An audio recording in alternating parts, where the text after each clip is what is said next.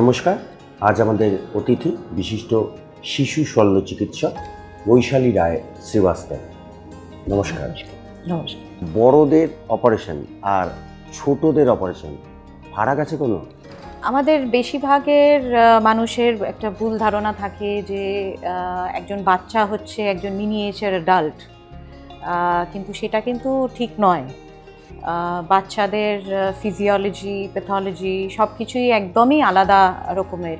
ওদের রোগও অন্যরকম হয়, ওদের চিকিৎসাও অন্যভাবেই করতে হয়। আমরা হয়তো এক অপারেশনই করব, কিন্তু হয়তো অন্যভাবে করতে হবে।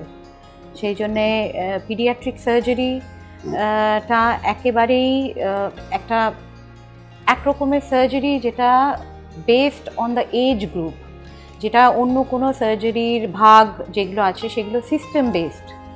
কার্ডিয়াক সার্জারি বা নিউরো সার্জারি, সেগুলো সব ইউরো সার্জারি, সেগুলো সব এক একটা সিস্টেম ধরে ধরে।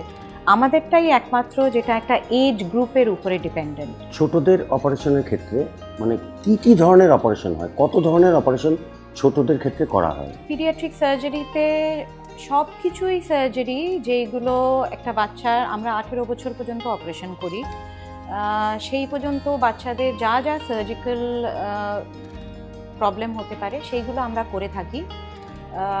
লিভিং ওপেন হার্ট সার্জারি আর ওপেন ব্রেন সার্জারি আর অর্থোপেডিক সার্জারি, এইগুলো বাদ দিয়ে বাকি বাচ্চাদের যাই হোক না কেন সেগুলো আমরাই করি। সেটা মাথাতেই হোক, মুখেই হোক, পেটেই হোক, পায়ে হোক, সেটা কিডনিতে হোক, লিভারে হোক, সেগুলো সবই আমরাই করে থাকি। আচ্ছা, এই যে অ্যানাস্থেসিয়া করা হয়, বড়দের ক্ষেত্রেও করা হয়, ছোটদের ক্ষেত্রেও করা হয়, এখন আবার দেখা যায় আংশিকভাবে অবশ করে নেওয়া হচ্ছে। ছোটদের ক্ষেত্রে কি এটা নিরাপদ?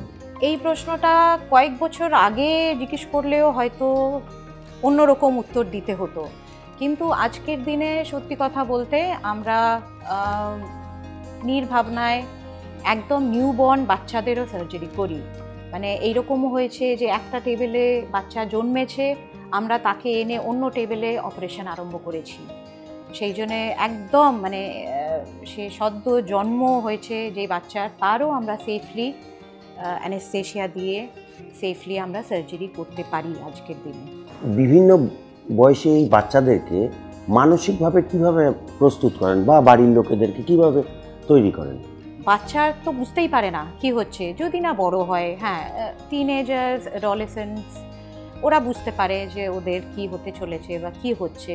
তাদের আমরা একদম অ্যাডাল্টদের মতোই বুঝিয়ে বাবা মায়ের সঙ্গে বসিয়ে বোঝাই। আর ছোট বাচ্চাদের বাবা মায়েদেরই বুঝতে হয়, ওদেরই সামলাতে হয়। মেন যেটা ভয়টা বা মেন যে অসুবিধেটা ওদেরই ভোগ করতে হয়, ওদেরই বাচ্চাকে সামলাতে হয়। তা সেই জন্যেই আমাদের বাবা মায়েদের খুবই বুঝিয়ে যে সার্জারিটা কতটা প্রয়োজন সেইটা বুঝিয়ে, সেইটাতে কি কি করতে হবে, অপারেশনের পরে কি কি করণীয়, সেইগুলো সব বুঝিয়ে সেরকমভাবেই আমরা এগোই।